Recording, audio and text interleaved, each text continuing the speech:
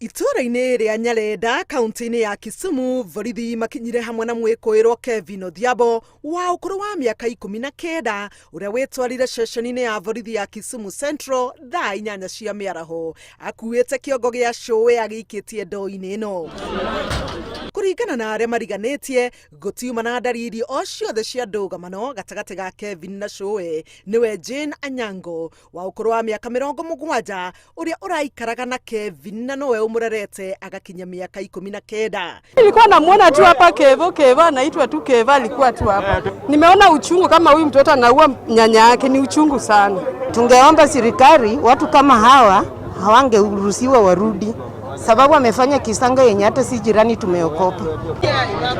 Kuratuika kuri hindi Kevin anyitĩtwo nĩ borithi, no cũwe nĩ arerutanagĩria na kũmũcarĩria gwa gũthũkũma nĩguo ahote kwĩrũgamĩrĩra mũtũrĩre-inĩ.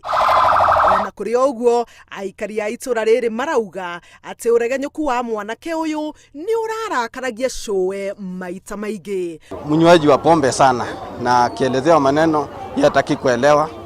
Kwa baya alichukua jukumu kwanza kuzozana na nyanya yake kwa nyumba. Ile kuzozana ikawa sasa mahasira zikampanda, kaamua kumaliza uhai wa nyanya yake.